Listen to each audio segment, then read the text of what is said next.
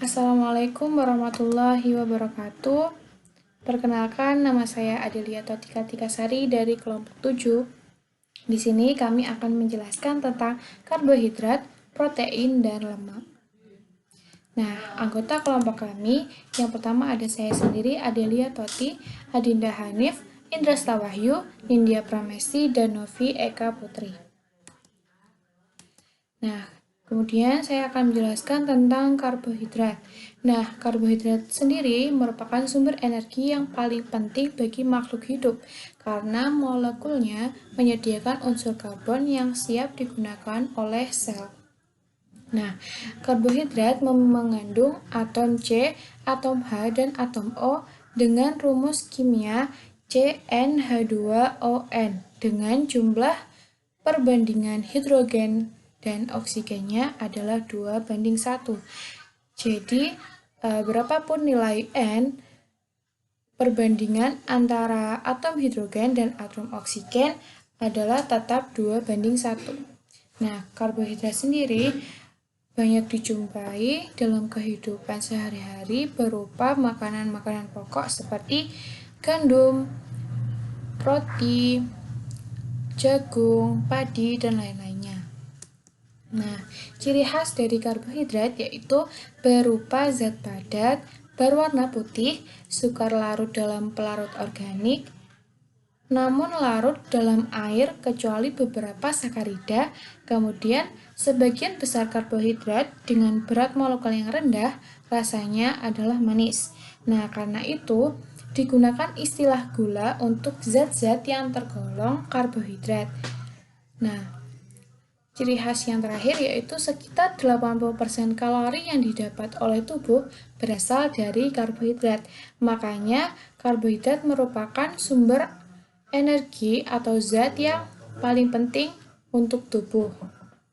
Nah, klasifikasi karbohidrat itu terbagi menjadi 3, yaitu monosakarida, oligosakarida, dan polisakarida. Nah, kata sakarida diturunkan dari bahasa Yunani yang berarti gula. Nah, nama semua monosakarida dan disakarida berakhiran dengan osa. Nah, kemudian klasifikasi karbohidrat ini akan dibahas di bawah. Nah, yang pertama ada monosakarida.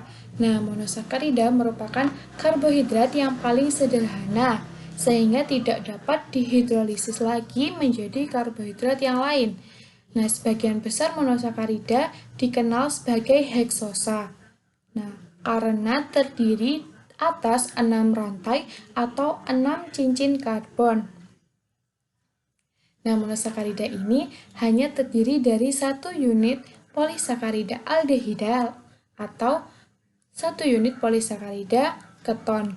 Nah, deglukosa adalah monosakarida yang paling banyak dijumpai di alam. Nah, monosakarida ini tidak berwarna dan berupa kristal padat yang mudah larut dalam air namun tidak larut dalam pelarut nonpolar. Nah, kebanyakan monosakarida memiliki rasa yang manis dengan rumus empirisnya yaitu CH2ON, di mana nilai N ini merupakan 3 atau lebih dari 3. Nah, kemudian berdasarkan banyaknya atom karbon di dalam molekulnya, terbagi menjadi triosa yaitu 3 atom karbon, tetrosa 4 atom karbon, pentosa 5 atom karbon, dan heksosa 6 atom karbon. Nah, sedangkan berdasarkan gugus fungsinya terbagi menjadi 2 yaitu aldosa yang memiliki gugus fungsi aldehid dan ketosa yang memiliki gugus fungsi keton. Perbedaan dari aldosa dan ketosa itu terdapat pada ini. Nah, kalau aldosa itu terdapat atau terletak pada terminalnya. Nah, kalau ketosa ini terletak di tengah-tengah. Kemudian, yang kedua ada oligosakarida. Dalam bahasa Yunani, oligos berarti sedikit. Nah, Oligosakarida ini merupakan molekul karbohidrat yang mengandung 2-10 unit molekul monosakarida. Oligosakarida yang paling umum adalah disakarida dengan rumus molekul CnH2ON-1 yang tersusun dari 2 satuan molekul monosakarida yang digabungkan oleh ikatan glikosida. Nah, ikatan glikosida ini merupakan sebuah ikatan kovalen yang terbentuk antara molekul karbohidrat dan molekul yang lain. Nah, disakarida ini di alam dapat ditemukan berupa sukrosa, laktosa, dan maltosa. Nah, maltosa ini merupakan hasil pecahan zat tepung atau pati yang selanjutnya dipecah menjadi 2 molekul glukosa. Nah, maltosa ini merupakan disakarida yang paling sederhana, mengandung 2 molekul D-glukosa yang dihubungkan oleh suatu ikatan glikosida antara atom C1 karbon anomer dari molekul glukosa yang pertama dan atom C4 dari glukosa yang kedua. Nah, ini atom C1 dari molekul glukosa yang pertama dan C4 pada glukosa yang kedua. Nah, kemudian ada sukrosa atau biasa disebut dengan gula tebu. Nah, sukrosa merupakan disakarida yang disusun oleh glukosa dan fruktosa. Glukosa dan fruktosa. Karena ikatan glikosida terbentuk dari gugus hidroksil anomerik dari kedua satuan monosakarida, maka sukrosa bukanlah gula reduksi dan tidak mengalami mutar rotasi. Nah, kemudian ada laktosa. Laktosa atau biasa juga disebut dengan gula susu, ini hanya terdapat atau terkandung dalam susu. Nah, laktosa ini jika dihidrolisis akan menghasilkan D-galaktosa dan D-glukosa yang berikatan melalui ikatan alfa. Glikosida laktosa memiliki atom karbon hemiasetal sehingga termasuk gula reduksi. Nah, yang ketiga ada polisakarida. Nah, polisakarida itu terdiri dari rantai yang panjang memiliki ratusan bahkan ribuan unit monosakarida. Nah, polisakarida merupakan karbohidrat yang dijumpai di alam dalam jumlah besar. Nah, beberapa dari polisakarida seperti selulosa memiliki rantai linear, sedangkan pada amilum atau pati dan glikogen memiliki rantai yang bercabang. Polisakarida yang paling banyak dijumpai pada dunia tanaman yaitu pati dan selulosa. Nah, polisakarida ini dapat berfungsi sebagai bentuk energi simpanan dan sebagai fungsi struktur di dalam dinding sel dan jaringan pengikat. Nah, polisakarida ini terbagi menjadi dua, yaitu homopolisakarida dan heteropolisakarida. Nah, homopolisakarida ini hanya memiliki atau mengandung satu unit jenis monosakarida. Nah, homopolisakarida terbagi menjadi dua, yaitu heksosan, yaitu polisakarida yang pada hidrolisis menghasilkan heksosa, sehingga dia disebut heksosan. Contohnya adalah glikogen, pati, dan selulosa. Kemudian yang kedua ada polisakarida yang menghasilkan pentosa, sehingga disebut dengan pentosan. Contohnya adalah gummi arabicum. Nah, contoh lain dari homopolisakarida itu ada dextrin, selulosa, glikogen, inulin, dan pati. Nah, kemudian untuk heteropolisakarida itu mengandung 2 atau lebih jenis monosakarida yang berbeda. Misalnya asam hyaluronat pada jaringan pengikat yang mengandung N-asetil-glukosamin dan asam glukuronat. Nah, contoh lain dari heteropolisakarida itu ada asam hyaluronik, heparin, kondroitin sulfat, dermatan sulfat, dan keratan sulfat. Nah, terima kasih. Sekian penjelasan dari saya. Selanjutnya akan dibahas oleh teman-teman saya yang lain. Wassalamualaikum warahmatullahi wabarakatuh.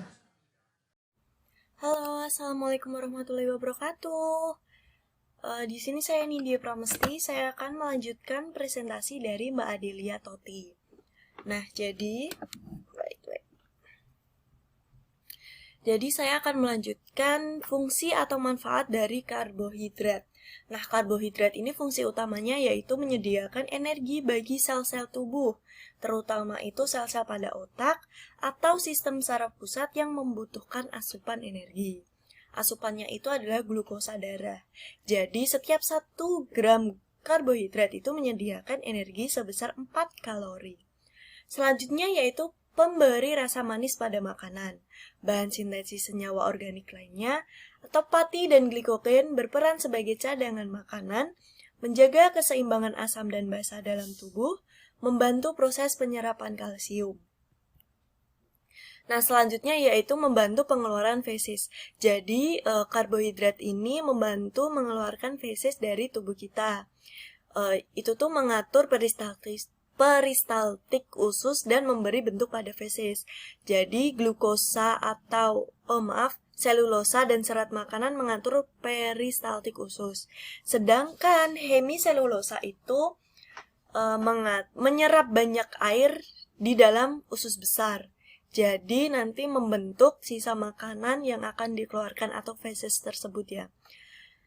Nah, serat makanan itu mencegah kegemukan, konstipasi, hemoroid, penyakit-penyakit divertikulosis, kanker usus besar, penyakit diabetes mellitus, dan jantung koroner yang berkaitan dengan kadar kolesterol.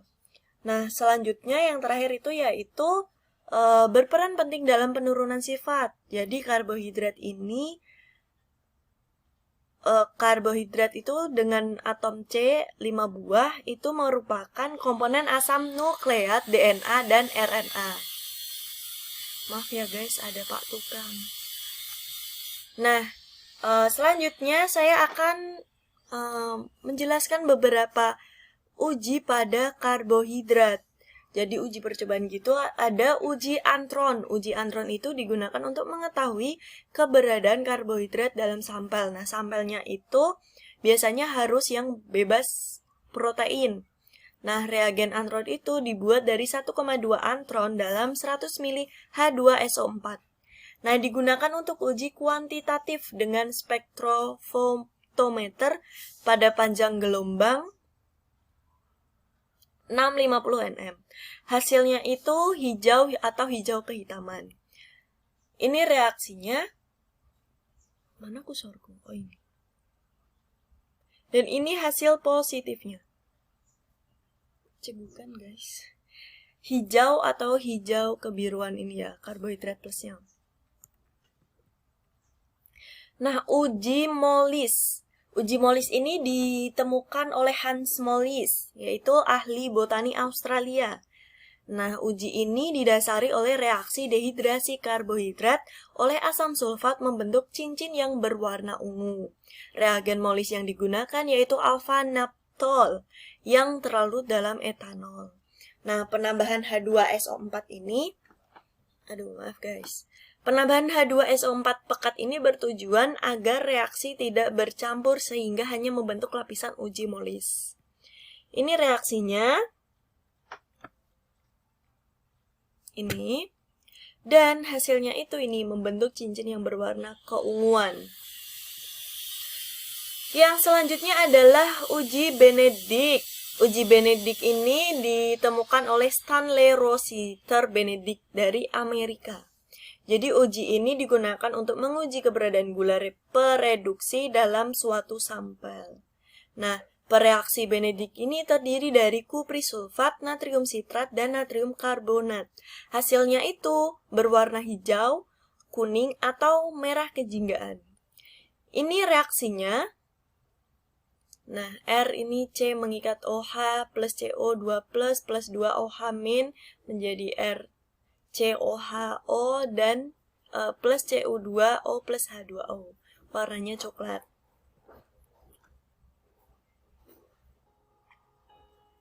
Selanjutnya ada uji Pikrat. Nah, uji pikrat ini mengetahui keberadaan gula pereduksi. Gula pereduksi ini akan mereduksi asam pikrat menjadi asam pikramat. Jadi reaksi yang digunakan adalah asam pikrat jenuh dan Na2CO3. Hasilnya itu berwarna merah kecoklatan. Ini bisa digeser. Nah, ini reaksinya. Jadi asam pikrat di plus glukosanya, CH2OH ini menjadi asam glioksilat plus asam pikramat.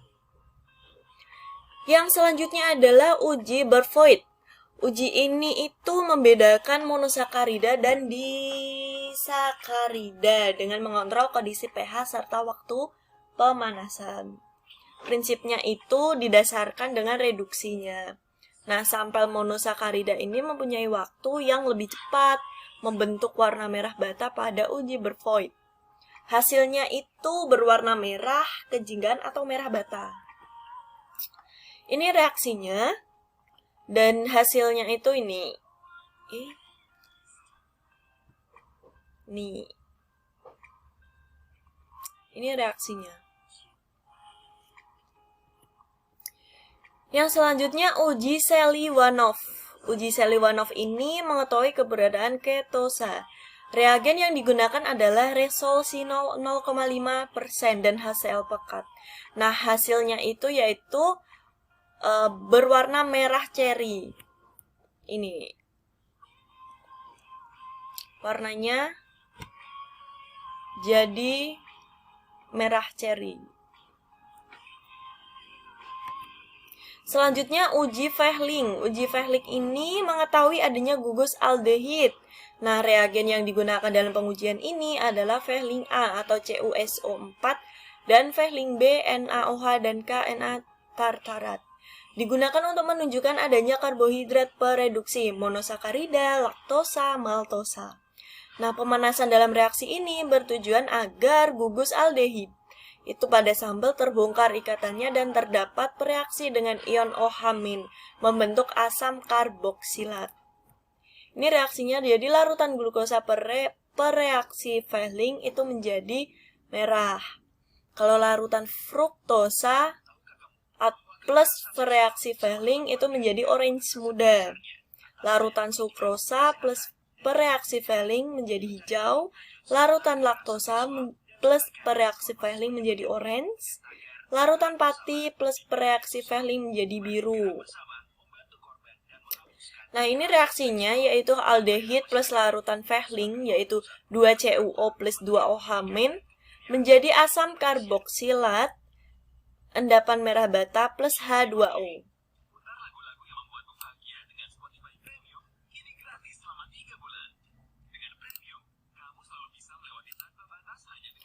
Nah, selanjutnya yaitu uji tolerance.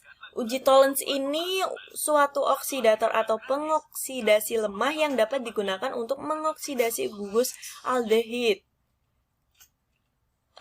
CHO menjadi asam karboksilat. Nah, reaksi tolerance ini dapat dibuat dari larutan perak nitrat AgNO3. Nah, mula-mula larutan ini direaksikan dengan basa kuat NaOH, kemudian endapan coklat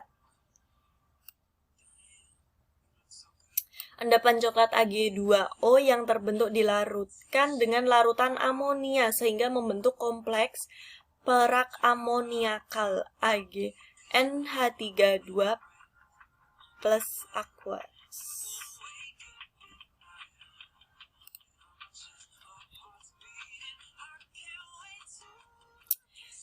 Ini persamaan reaksinya 2AgNO3 plus 2NaOH menjadi Ag2O plus 2NaNO3 plus H2O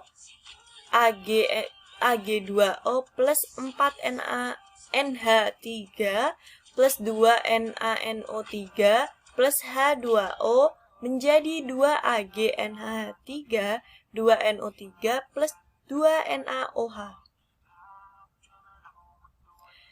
Nah, pada uji ini itu bermacam caranya, dapat ditempuh dengan membentuk pereaksi Tollens. Yang penting larutan ini harus mengandung perak amoniakal. Nah, larutan kompleks beramoniak ini yang dapat mengoksidasi gugus aldehid menjadi asam yang disertai dengan timbulnya cermin perak. Nah, oleh sebab itu, larutan perak amoniakal ini sering ditulis secara sederhana sebagai larutan Ag2O. Ini reaksinya. Nah, persamaan reaksi redoks yang sebenarnya itu ini. AgNH32 plus aquos plus elektron menjadi Ag plus 2NH3. Nah, ini juga.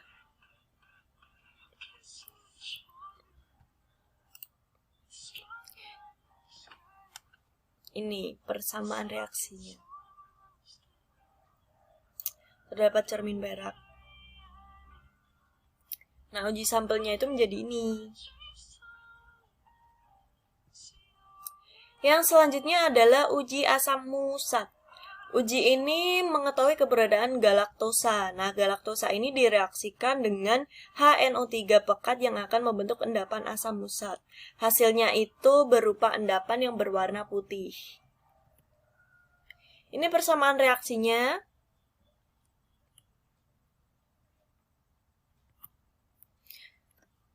Selanjutnya yang terakhir.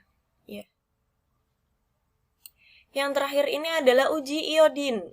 Uji iodin ini digunakan untuk mendeteksi adanya pati atau polisakarida pada sampel. Pati dalam suasana asam bisa dipanaskan dapat terhidrolisis menjadi senyawa yang lebih sederhana.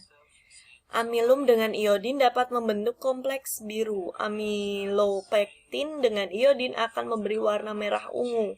Glikogen dan dektrin akan membentuk warna merah coklat.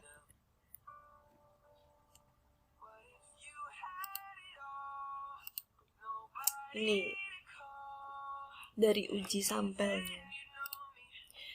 Nah, yang selanjutnya itu adalah terdapat video karbohidrat. Video kegunaan penjelasan karbohidrat.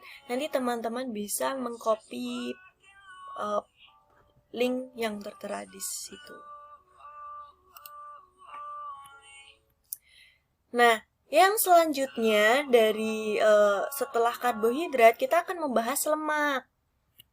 Nah, pengertian dari lemak ini adalah sekelompok ikatan organik yang terdiri atas unsur-unsur karbon, hidrogen, dan oksigen.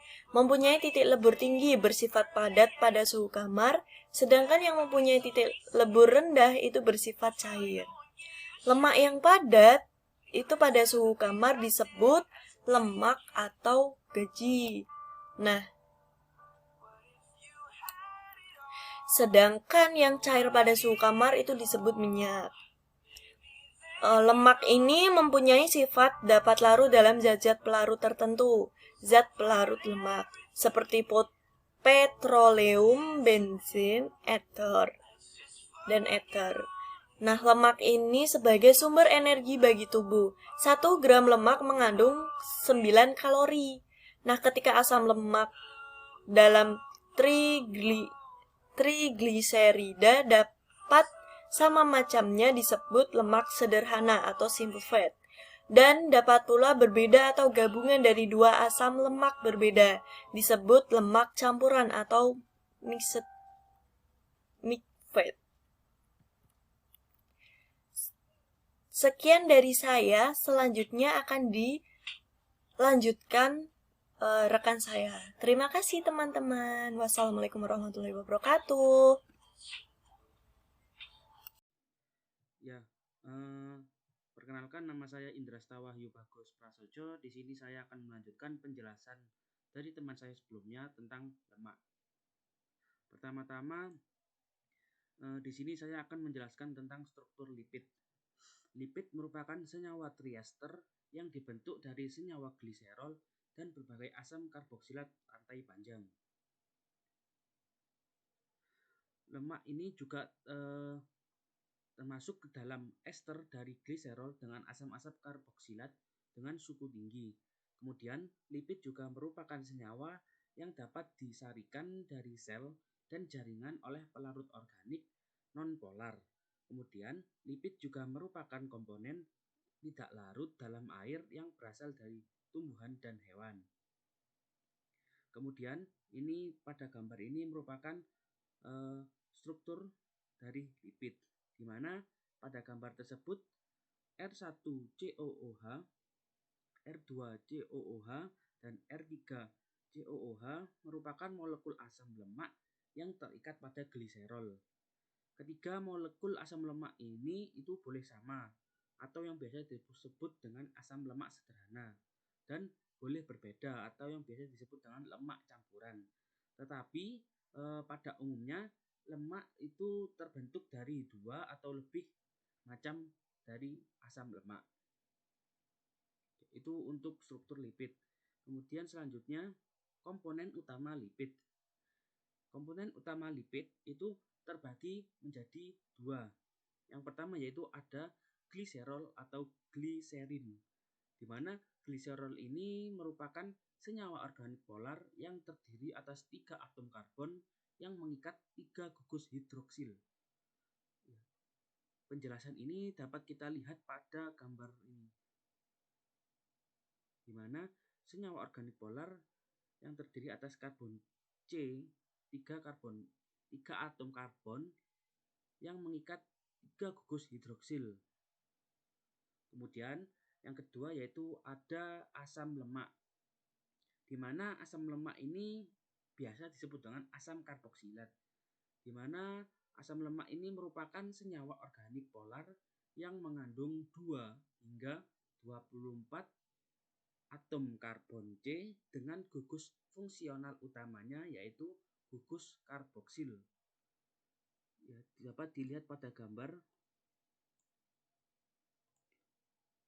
Ya, untuk asam lemak dapat dilihat pada gambar ini ya.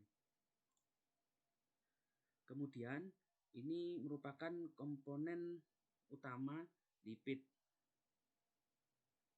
Kemudian selanjutnya ciri khas lipid,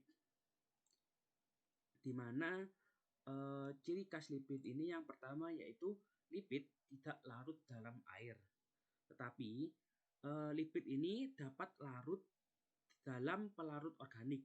Pelarut organik ini seperti larut pada benzena, ether, aseton, kloroform, dan karbon tetraklorida.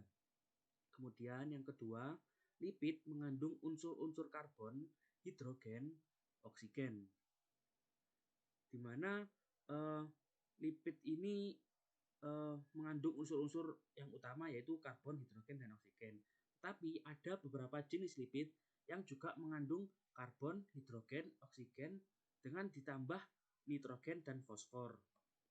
Kemudian yang ketiga, hidrolisis dari lipid akan menghasilkan lemak atau akan menghasilkan asam lemak yang dimana nantinya akan berperan pada metabolisme.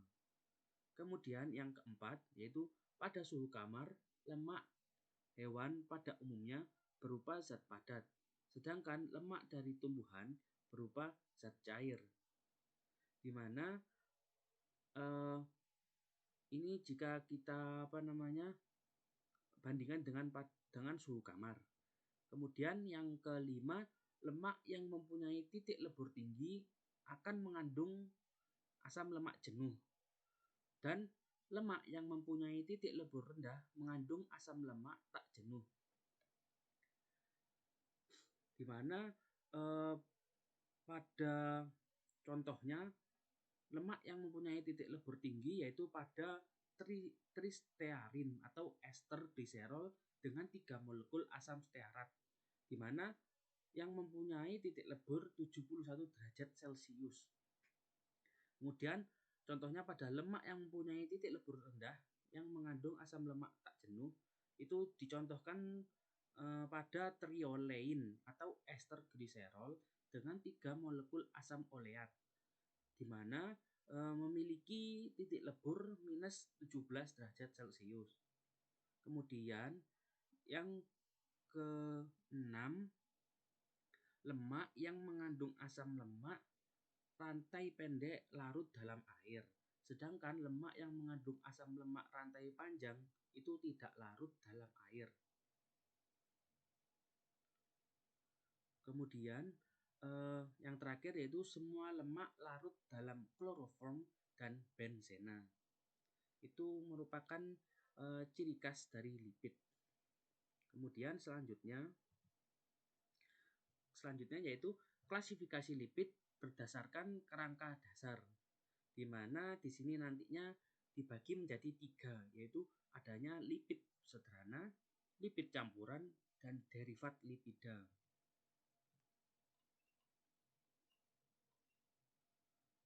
Lipida sederhana ini merupakan ester asam lemak dengan berbagai alkohol.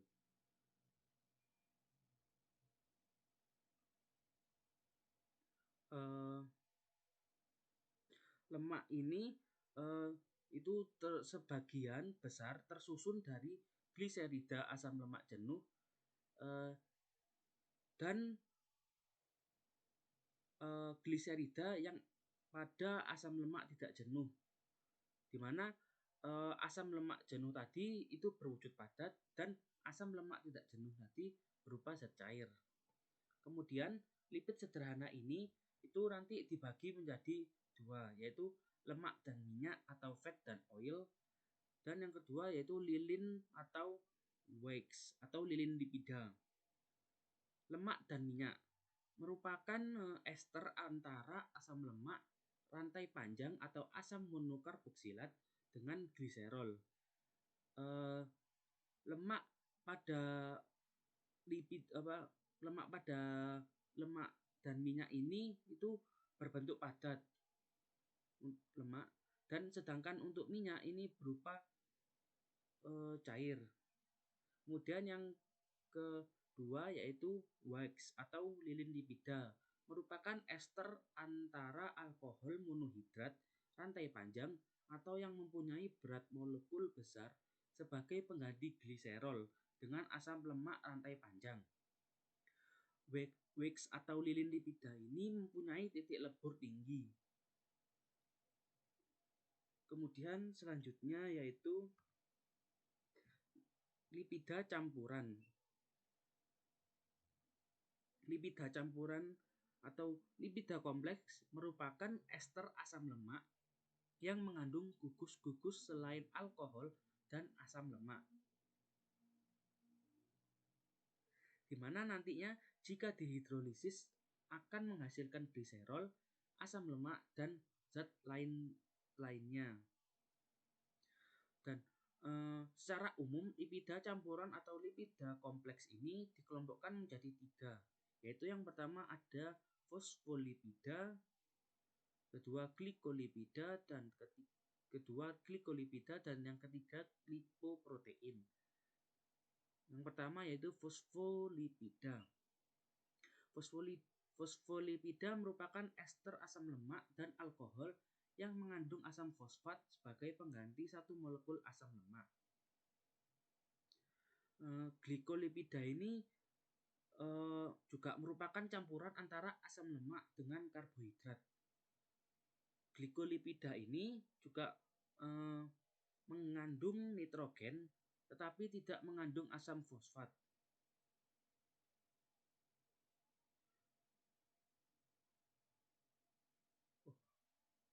Mohon maaf.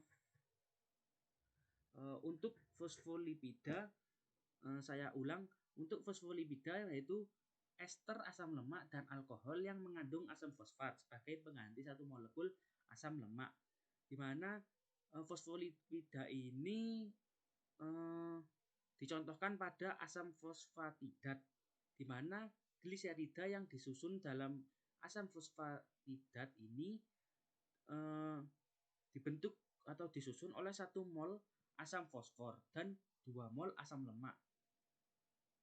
Itu untuk fosfolipida. Dan kedua yaitu glikolipida, merupakan campuran antara asam lemak dengan karbohidrat, di mana glikolipida ini mengandung nitrogen tetapi tidak mengandung asam fosfat. Kemudian yang ketiga yaitu lipoprotein, di mana lipoprotein ini merupakan senyawa kompleks dari berbagai senyawa lipida dengan senyawa protein. Contohnya yaitu seperti aminolipida. Kemudian selanjutnya yaitu derivat lipida, merupakan zat yang diturunkan dari senyawa-senyawa dengan cara hidrolisa. Contohnya yaitu vitamin yang larut dalam lemak, atau seperti misalnya yaitu vitamin A, vitamin D, vitamin E, dan vitamin K. Kemudian yang kedua yaitu asam lemak, dan yang ketiga hidrokarbon. Hidrokarbon ini contohnya kayak karotenoid.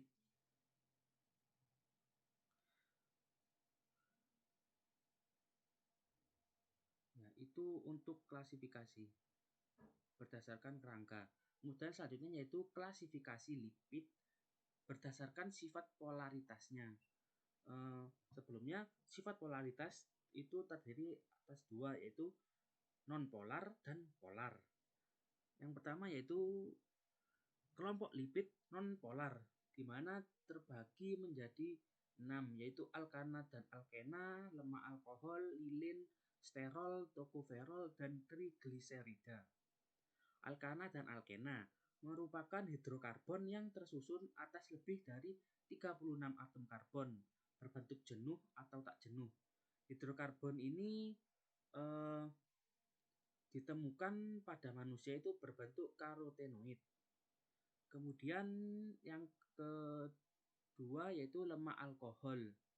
Mana lemak alkohol ini merupakan alkohol alipatik dengan hidrokarbon jenuh atau tak jenuh, dengan panjang 6-26 atom karbon.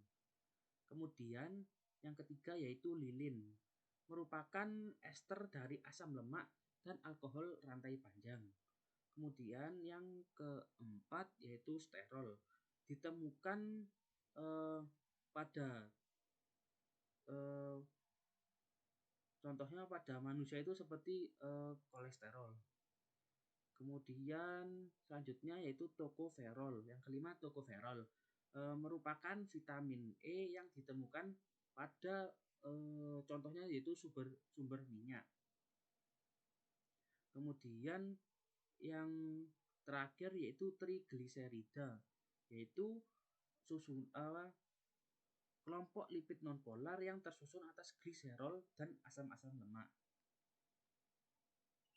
Kemudian selanjutnya yaitu yang kedua kelompok lipid polar, di mana kelompok lipid polar ini berperan dalam membran sel dan membran organel dalam melindungi sel dan organel di lingkungan luar sel. Di mana kelompok lipid pada lipid polar ini bersifat penyusun dalam membran sel. Kemudian juga bersifat larut dalam air. Golongan lipid polar ini dibagi menjadi 3, yaitu fosfolipid, yang kedua glikolipid, dan yang ketiga proteolipid. Yang pertama fosfolipid merupakan lipid yang berikatan dengan fosfat. Kemudian yang kedua glikolipid merupakan lipid yang berikatan dengan komponen karbohidrat. Kemudian yang ketiga yaitu proteolipid yang merupakan lipid atas susunan satu residu asam amino. Itu klasifikasi lipid berdasarkan sifat polaritasnya. Kemudian selanjutnya ada sifat kimia lemak. Mohon maaf, sebelum masuk ke sifat kimia lemak, saya akan menjelaskan kembali sedikit tentang asam lemak. Tadi untuk asam lemak itu terdiri atas 2 jenis, di mana yang pertama yaitu ada asam lemak jenuh dan yang kedua ada asam lemak tidak jenuh. Yang pertama yaitu asam lemak jenuh, merupakan asam lemak yang semua ikatan atom karbon pada rantai karbonnya merupakan ikatan tunggal atau yang bisa disebut dengan jenuh. Setiap asam lemak mempunyai sifat fisis yang berbeda sesuai dengan jumlah atom C-nya.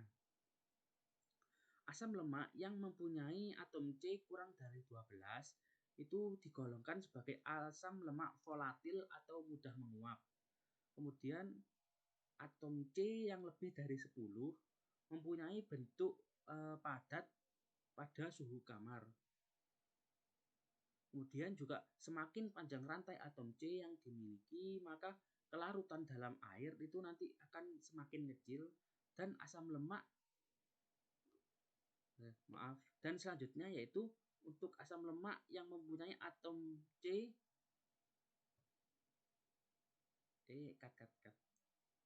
kemudian selanjutnya yaitu asam lemak tidak jenuh, merupakan asam lemak yang mengandung ikatan rangkap pada rantai karbonnya. Asam lemak jenuh ini umumnya berupa asam lemak rantai lurus dengan jumlah atom C antara 10 sampai 24.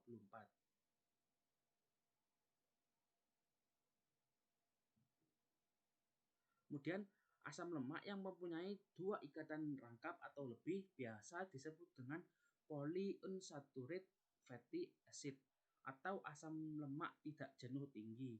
Seperti contohnya yaitu asam linoleat. Kemudian itu untuk asam lemak, sedikit mengulas kembali. Kemudian selanjutnya yaitu sifat kimia lemak.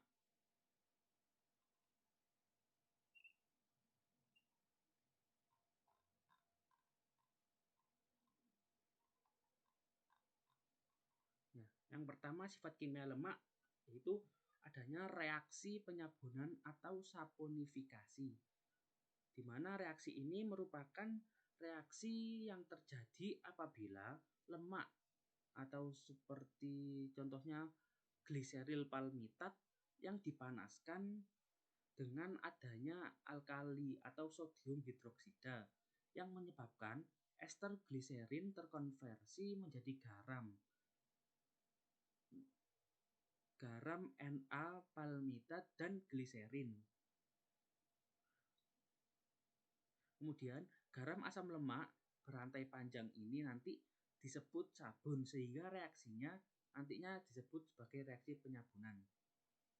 Ya, seperti pada gambar ini ya, gliseril palmitat atau tripaltimin plus NaOH kemudian dipanaskan menjadi natrium palmitat atau sabun dan gliserol. Kemudian reaksi pada penyabunan ini juga terjadi reaksi tadi hidrolisis ya, dimana dalam reaksi hidrolisis tadi dalam menentukan bilangan penyabunannya tadi itu menggunakan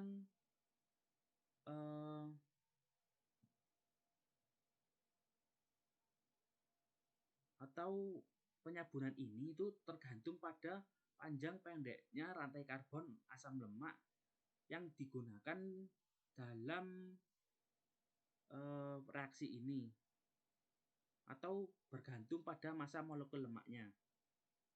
Kemudian selanjutnya yaitu yang kedua yaitu halogenasi.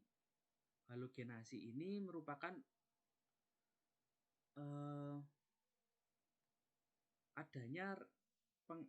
adanya adisi halogen pada ikatan rangkapnya, dimana ini dicontohkan yaitu pada I2 dan bromium. Kemudian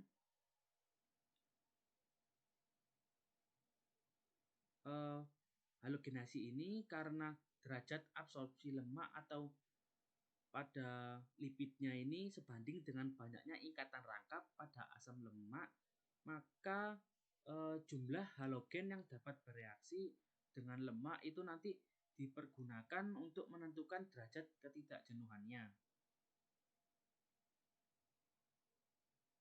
Untuk menentukan maksudnya derajat ketidakjenuhannya itu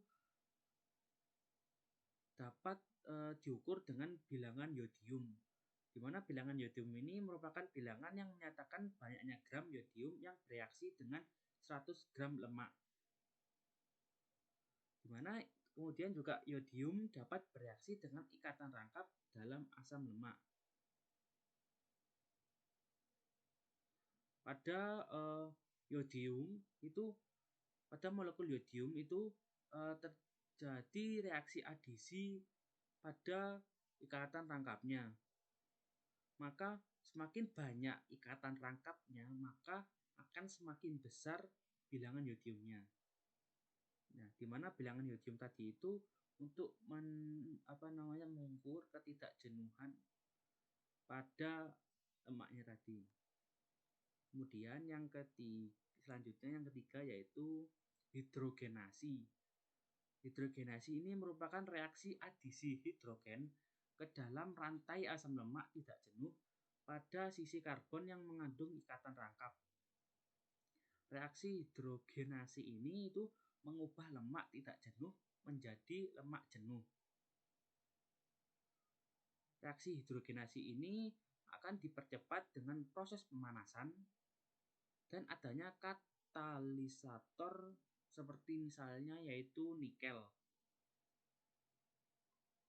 Nah, seperti pada gambar ini ya contohnya, gliseryl trioleate dengan titik leleh minus 17 derajat Celcius, kemudian katalis oleh nikel, kemudian menjadi gliseryl tristearat atau tristerin dengan titik leleh 55 derajat Celcius. Ya, dari reaksi hidrogenasi ini pada gambar meningkatkan titik leleh dari 17 derajat Celcius menjadi minus 17 derajat Celcius menjadi 55 derajat Celcius. Sehingga triolein atau gliseril ini yang berbentuk cair akan berubah menjadi tristerin yang berbentuk padat.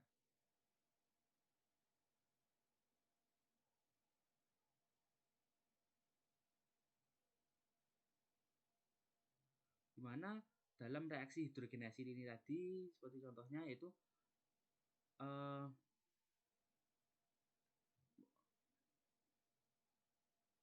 adanya perubahan konfigurasi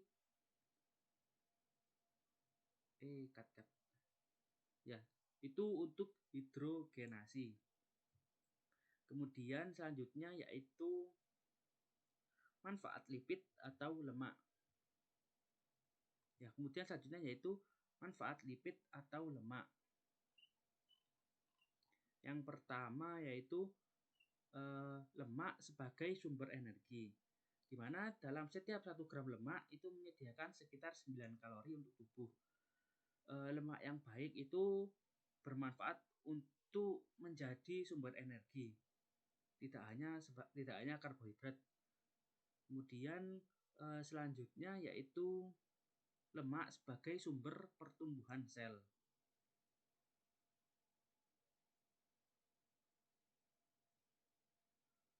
Di mana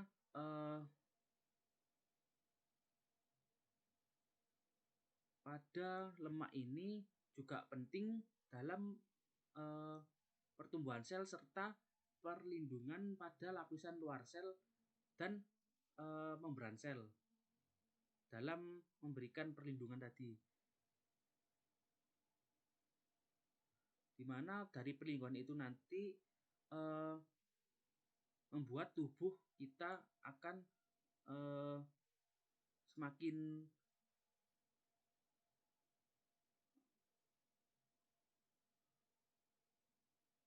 sehat dan tidak gampang terkena penyakit. Kemudian selanjutnya yaitu lemak menunjang fungsi otak, di mana yang dimaksud lemak menunjang fungsi otak ini yaitu otak itu banyak dipengaruhi oleh sel-sel pembangun yang sehat, sehingga bisa mendukung hubungan sel motorik dan sel otak. Di mana lemak ini nanti membuat sel-sel dalam otak itu akan terus berkembang dan membentuk lapisan sel yang sehat. Kemudian yang keempat yaitu membantu penyerapan vitamin. Mana membantu penyerapan vitamin ini yaitu ada beberapa vitamin yang sifatnya itu larut dalam lemak seperti vitamin A, D, E, dan K. Dimana fungsi dari vitamin A sendiri yaitu untuk menjaga kesehatan mata, kemudian D untuk penyerapan kalsium dan memperkuat tulang serta gigi, kemudian yang vitamin E yaitu membuat kesehatan kulit, dan vitamin K berperan dalam menunjang proses pembekuan darah. Kemudian yang kelima yaitu menunjang produk hormon, di mana lemak memiliki peran untuk menjaga produksi hormon sehingga membantu menjaga kesehatan tubuh. Dimana nanti jika kekurangan lemak nanti dapat menurunkan produksi hormon sehingga perkembangan tubuh itu nantinya tidak sesuai dengan usia.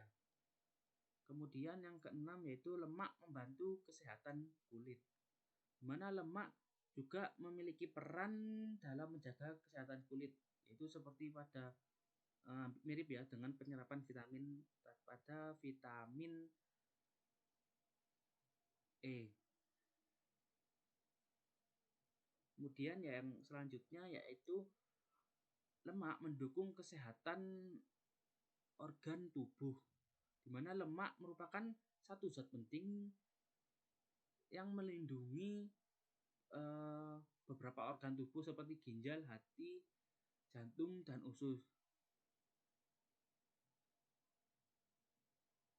Serta juga selanjutnya yaitu mengontrol berat badan.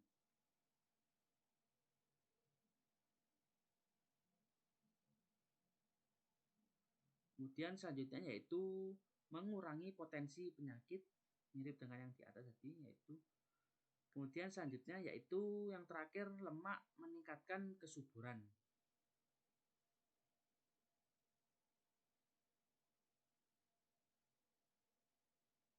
Ya, itu untuk manfaat lipid atau lemak. Ya, sekian penjelasan dari saya. Ada kurang lebihnya mohon maaf. Wassalamualaikum warahmatullahi wabarakatuh. Terima kasih. Sampai jumpa. Assalamualaikum warahmatullahi wabarakatuh. Di sini saya akan melanjutkan presentasi dari teman saya. Saya akan membahas mengenai uji makanan mengandung lemak.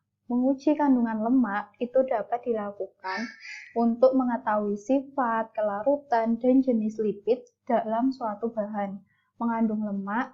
Menguji lemak dalam suatu bahan makanan dapat dilakukan dengan mengoleskan larutan pada kertas. Jika kertas menjadi transparan atau buram, maka bahan yang diuji itu mengandung lemak. Pengujian lemak dapat juga menggunakan etanol dan air dengan cara memasukkan etanol ke dalam air. Apabila dalam larutan tersebut terjadi emulsi putih keruh, berarti bahan makanan tersebut itu mengandung lemak.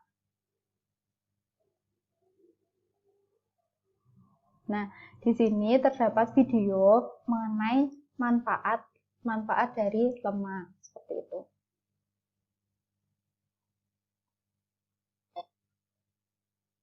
Lalu di sini saya akan melanjutkan presentasi mengenai pembahasan mengenai protein. Di mana yang kita ketahui protein itu merupakan suatu zat makanan yang amat penting bagi tubuh karena zat ini berfungsi sebagai zat pembangun dan pengatur. Protein adalah kumpulan asam amino yang mengandung unsur-unsur diantaranya adalah karbon, hidrogen, oksigen, dan nitrogen. Protein terbentuk dari polimerisasi peptida-peptida. Peptida merupakan polimerisasi dari asam amino yang berbeda. Jadi, protein dapat dikatakan sebagai suatu kopolimer. Nah, ikatan yang terjadi antara protein selain ikatan peptida antara asam amino dengan penyusunnya, juga terjadi ikatan-ikatan yang lain, misalnya ikatan hidrogen yang terjadi pada gugus NH dan gugus hidrokarbon atau OH, serta ikatan disulfida yang menyokong terjadinya ikatan yang kompleks pada protein. Ikatan ion pada protein yang terjadi jika di dalamnya terdapat gugus ion logam dan ikatan koordinasi. Misalnya, ikatan koordinasi antara ion besi 3+ dengan hemoglobin pada darah. Kita dapat mengetahui tadi bahwa protein itu terjadi antara ikatan peptida satu dengan ikatan peptida lainnya. Sementara ikatan peptida itu terjadi ketika terjadinya ikatan antara asam amino 1 dengan asam amino yang lainnya. Seperti pada gambar ini, di sini di bawah ini itu ada ikatan asam amino 1 berikatan dengan asam amino yang lainnya sehingga menjadi ikatan peptida ditambah H2O, seperti itu. Nah, di sini kita belum mengetahui apa itu asam amino. Nah, asam amino itu adalah molekul relatif sederhana yang memiliki gugus amina sebagai basahnya dan gugus asam yang terikat pada atom karbon yang sama. Nah, struktur umum dari asam amino sendiri itu adalah yang pertama itu ada atom C. Atom C disebut dengan alfa karena bersebelahan dengan gugus karboksil. Nah, lalu di sini atom C ini mengikat hidrogen di sebelah sini. Lalu atom C ini juga mengikat gugus karboksil dan juga mengikat gugus amina. Lalu terakhir atom C ini berikatan dengan residu. Nah, yang membuat asam amino 1 dengan asam amino lainnya itu berbeda, itu adalah residunya. Nah, gugus R atau residu dari asam amino ini bervariasi dalam hal ukuran, bentuk, muatan, kapasitas pengikat hidrogen, serta reaktivitas kimianya. Nah, di sini kita selanjutnya akan membahas ciri khas dari protein. Yang pertama itu ada berat molekul protein itu besar, hingga mencapai ribuan bahkan jutaan sehingga merupakan suatu makromolekul. Nah, yang kedua umumnya terdiri dari 20 macam asam amino. Asam amino tersebut berikatan secara kovalen satu dengan yang lainnya dalam variasi urutan yang bermacam-macam membentuk suatu rantai polipeptida. Yang ketiga itu adanya ikatan kimia lain mengakibatkan terjadinya lengkungan-lengkungan rantai polipeptida menjadi struktur 3 dimensi protein, seperti contohnya ikatan hidrogen dan ikatan ion. Yang keempat itu ada struktur dari protein ini tidak stabil terhadap beberapa faktor, antara lain pH, radiasi, temperatur, dan pelarut organik. Lalu selanjutnya itu protein ini sukar larut dalam air karena ukuran molekulnya yang sangat besar. Nah, yang terakhir ada protein ini dapat mengalami kerusakan atau terdenaturasi akibat pemanasan. Pada denaturasi protein mengalami kerusakan mulai dari struktur tersier sampai struktur primernya. Lalu selanjutnya kita akan membahas mengenai struktur protein. Nah, di mana struktur protein ini terbagi menjadi 4. Yang pertama yaitu struktur primer. Struktur primer merupakan ikatan-ikatan peptida dari asam amino pembentuk protein tersebut. Nah, ikatan peptida ini menghubungkan gugus amino dan ikatan karboksil. Nah, di sini susunannya linear. Di sini susunannya secara linear. Dan tidak ada percabangan yang terjadi. Percabangan rantainya tidak ada. Jadi tersusun secara linear. Seperti itu.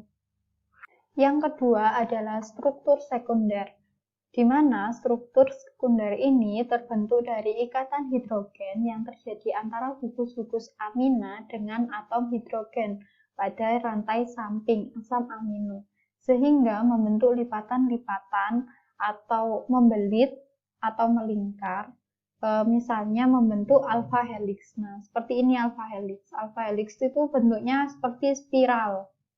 Nah, lalu di sini juga ada bentuk yang kedua yaitu beta sheet.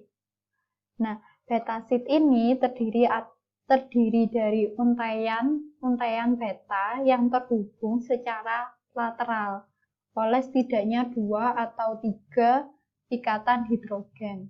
Nah, struktur ini itu merupakan kombinasi antara struktur primer yang linier distabilkan oleh ikatan hidrogen antara gugus CO dan gugus amina di sepanjang tulang belakang polipeptida, seperti itu. Nah, yang ketiga yaitu ada struktur tersier.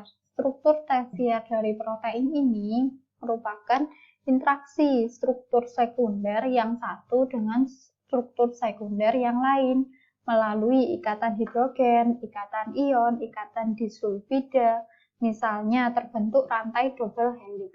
Nah, seperti ini penampakan struktur tersier dari protein. Nah, struktur tersier protein adalah tingkat ikatan terpenting dalam hal sifat kimia. Keseluruhan lipatan protein helix menjadi bentuk 3 dimensi adalah struktur tersiernya. Bentuk lipatan ini ditentukan oleh banyaknya kekuatan seperti jembatan disulfida dan garam antara gugus rantai samping asam amino.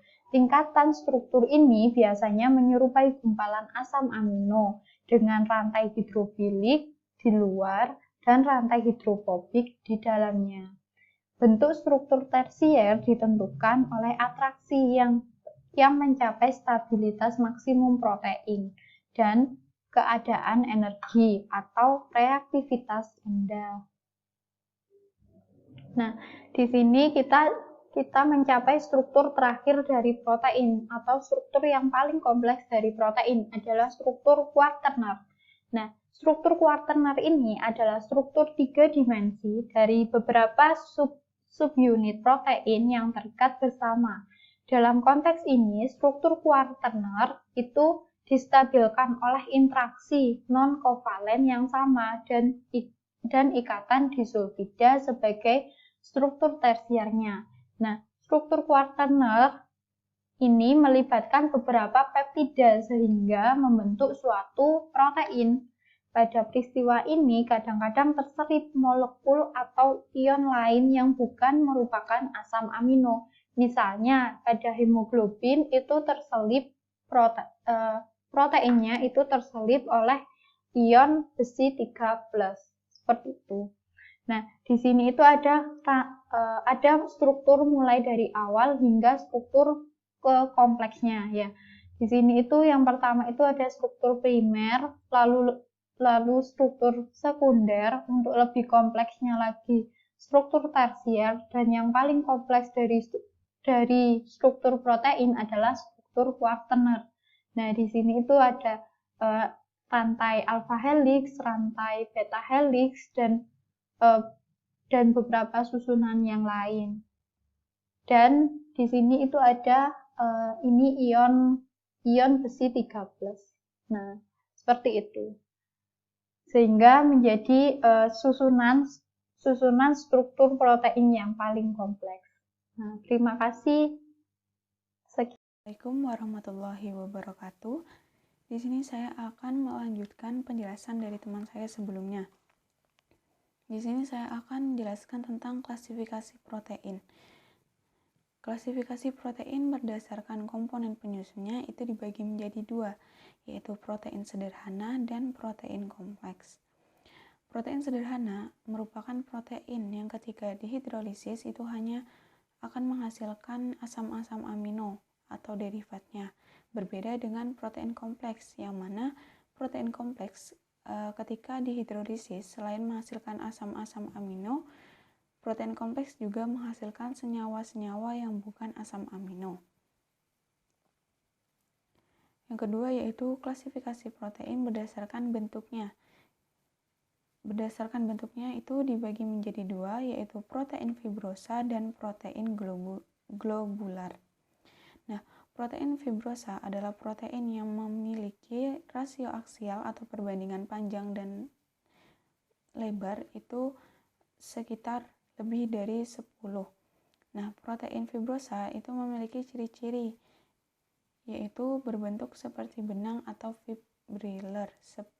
Dapat kita lihat pada gambar di samping. Itu memiliki bentuk seperti benang. Nah, derajat kristalisasinya tinggi atau hampir tidak membentuk kristal dan tidak larut dalam pelarut netral atau larutan garam. Nah, contoh dari protein fibrosa sendiri yaitu kolagen pada jaringan pengikat dan epidermis, serta keratin pada rambut. Yang kedua yaitu protein globular. Nah, protein globular itu merupakan protein yang memiliki rasio aksial kurang dari 10 dan umumnya itu sekitar 3-4. Protein globular itu memiliki bentuk seperti bola dan ditandai oleh rantai polipeptida yang penuh lipatan-lipatan dan berbelit. Bisa kita lihat pada gambar di samping bahwa bentuknya itu seperti bola dan penuh dengan lipatan-lipatan dan berbelit, berbeda dengan protein fibrosa.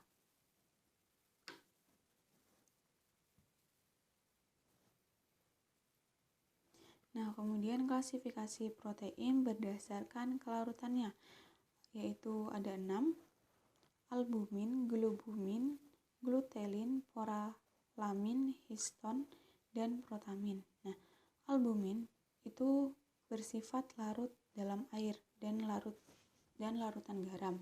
Nah, albumin itu terkoagulasi oleh panas dan terendapkan oleh amonium sulfat. Nah, contoh dari albumin sendiri itu ada ovalbumin dalam putih telur, lactabumin dalam susu, albumin dalam serum darah, dan leukosin dalam gandum. Nah, yang kedua yaitu globumin. Mohon maaf, itu maksud saya globulin. Typo. Globulin merupakan protein yang sedikit larut dalam air dan larut dalam larutan garam. Nah, globulin itu terkoagulasi oleh panas. Contohnya yaitu myosin dalam otot, laktoglobulin dalam susu, glisin dalam kedelai, arcin dan konarcin dalam kacang tanah, plasma globulin dalam darah, ovoglobulin dalam kuning telur. Nah, kemudian ada glutelin, yaitu merupakan protein yang tidak larut dalam pelarut netral tetapi larut dalam larutan asam atau basa. Contohnya yaitu glutelin dalam gandum dan orizenin dalam jagung. Nah, yang keempat yaitu prolamin. Prolamin merupakan protein yang bersifat larut dalam etanol, yaitu dengan konsentrasi sekitar 50-80%. Nah, contoh dari prolamin itu ada gliadin dalam gandum, zeia dalam jagung, dan hondein dalam harley. Kemudian yang kelima ada histon. Nah, histon merupakan protein yang larut dalam air, asam atau basa encer, dan larutan garam, tetapi tidak larut dalam larutan amonia encer. Nah, contoh dari histon itu adalah histon dalam ikan paus, pankreas, dan globin dalam darah. Yang terakhir yaitu protamin. Nah, protamin sendiri merupakan protein yang larut dalam etanol dengan konsentrasi sekitar 70-80%. Tetapi protamin itu tidak dapat larut dalam air dan etanol absolut. Protamin itu bersifat basa kuat dengan asam akan membentuk garam kuat. Nah, contoh dari Contoh dari protamin itu ada salmin dalam ikan salmon, kemudian clupein dalam herring, dan cyprianin dalam karper.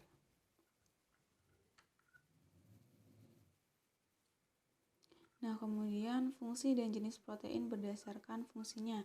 Yang pertama yaitu ada protein di dalam plasma, cairan limfa, dan cairan dalam tubuh lain. Nah, protein ini itu berperan sebagai bahan yang mengatur tekanan osmosis cairan tubuh. Protein ini juga dapat bertindak sebagai penyangga atau buffer sehingga dapat menjaga kestabilan pH cairan tubuh. Nah, peran lain dari protein ini itu sebagai pembawa asam amino yang perlu dipindahkan dari satu organ ke organ lain. Kemudian yaitu yang kedua ada protein kontraksi, yang mana protein ini terdapat pada jaringan otot dan sel kontraksi hewan tingkat tinggi. Contoh dari protein kontraksi yaitu aktin yang dalam keadaan kontraksi akan terikat dengan protein miosin menjadi aktomiosin. Nah, yang ketiga yaitu protein pernafasan. Protein pernafasan itu merupakan protein yang berperan dalam pengangkutan oksigen dari organ pernapasan ke jaringan yang memerlukan oksigen seperti hemoglobin. Kemudian yang keempat, enzim. Enzim merupakan senyawa yang terbuat dari protein untuk mempercepat reaksi-reaksi metabolisme dalam makhluk hidup. Nah, kemudian ada hormon. Hormon merupakan jenis protein yang diproduksi oleh kelenjar-kelenjar endokrin dan kemudian diangkat oleh darah ke organ tubuh. Kemudian ada protein cadangan. Nah, protein cadangan itu biasanya terdapat pada jaringan hewan dan tanaman yang memiliki protein tertentu, yang mana protein ini akan disimpan sebagai cadangan makanan pada lembaga, biji, dan janin yang baru dilahirkan. Selain itu juga terdapat pada telur dan susu. Kemudian yang ketujuh yaitu protein inti sel, yang mana protein inti sel ini merupakan jenis protein yang berperan dalam proses pewarisan sifat-sifat keturunan yang terdapat dalam kromosom. Kemudian yang kedelapan yaitu ada protein musin dan mukoid, yang mana musin dan mukoid ini adalah kelompok protein yang menyusun cairan tubuh, yang mana protein ini dapat kita temukan dalam saliva, cairan pencernaan, pankreas, dan usus, kemudian cairan kental pada persendian, cairan tali pusar, dan organ-organ lain yang memiliki kekentalan serupa. Kemudian yang kesembilan ada kolagen. Kolagen merupakan kelompok protein dalam jaringan pengikat seperti dalam tulang, tulang rawan, urat ligamen, dan kulit. Kolagen itu tidak ditemukan dalam tanaman. Kemudian yang ke-10 ada keratin. Keratin ini bersifat tidak larut dalam air dan sulit dihidrolisis. Misalnya dalam rambut, tanduk, kulit, telapak kaki hewan, dan kuku, yang mana keratin ini tidak dapat ditemukan pada tanaman. Nah, selanjutnya ada uji protein. Uji protein itu terdiri dari beberapa, ada uji santoprotein, uji Biuret, dan uji timbal. Nah, yang pertama yaitu uji santoprotein. Nah, pada uji santoprotein itu sampel akan terlebih dahulu direaksikan dengan asam sitrat. Kemudian ketika telah direaksikan dengan asam nitrat, itu sampel akan ditambahkan dengan NaOH, yang mana fungsi dari uji santoprotein sendiri yaitu untuk mengetahui ada atau tidaknya gugus benzena dalam sampel protein. Nah, protein merupakan senyawa yang kompleks sehingga dalam beberapa jenis protein itu memiliki gugus benzen di dalamnya. Mekanisme yang terjadi pada uji santoprotein yaitu proses nitrasi langsung dari asam nitrat terhadap gugus benzena pada protein. Nah, apabila suatu sampel yang kita uji itu memiliki gugus benzen, maka reaksi yang akan terjadi itu ditandai dengan perubahan warna sampel menjadi warna oranye setelah penambahan NaOH. Nah, yang kedua yaitu uji biuret. Pada uji biuret itu pengujian dilakukan dengan menambahkan NaOH pada sampel terlebih dahulu, kemudian sampel protein tersebut akan ditambahkan dengan CuSO4. Pada uji biuret itu NaOH dan CuSO4 berperan sebagai pereaksi biuret. Fungsi dari uji biuret sendiri yaitu untuk mendeteksi ada atau tidaknya ikatan peptida dalam suatu sampel. Karena ada tidaknya suatu protein dalam suatu sampel itu dapat dilihat apakah ada atau tidak ikatan peptida dalam suatu sampel tersebut. Nah, reaksi yang akan terjadi pada uji biuret yang pertama yaitu ikatan peptida akan membentuk senyawa kompleks yang berwarna ungu dengan ion Cu2+ pada larutan CuSO4 dalam basah. Namun reaksi pada zat organik yang umumnya bereaksi itu kan ada beberapa yang sangat lambat, sehingga dalam proses pengujiannya itu harus dipanaskan terlebih dahulu untuk mempercepat proses reaksi. Nah, yang ketiga yaitu uji timbal. Protein itu selain mengandung beberapa unsur yaitu C, H, N, dan O, itu protein juga mengandung unsur S dalam senyawanya. Fungsi dari uji timbal asetat itu untuk mengidentifikasi apakah dalam suatu protein tersebut terdapat unsur S atau tidak. Nah, uji timbal itu contohnya pada albumin telur yang diuji, itu ternyata protein yang ada di dalam albumin telur itu mengandung unsur S, sehingga yang mana itu terbukti ketika sampel ditambahkan dengan Pb asetat, pada sampel itu akan timbul endapan hitam PBS. Selanjutnya yaitu ada link video dari manfaat protein dalam kehidupan sehari-hari. Nah, sekian dari kelompok kami. Semoga apa yang telah kami sampaikan dapat bermanfaat bagi kita. Saya mewakili kelompok 7 memohon maaf apabila ada salah kata. Sekian dari kami. Wassalamualaikum warahmatullahi wabarakatuh.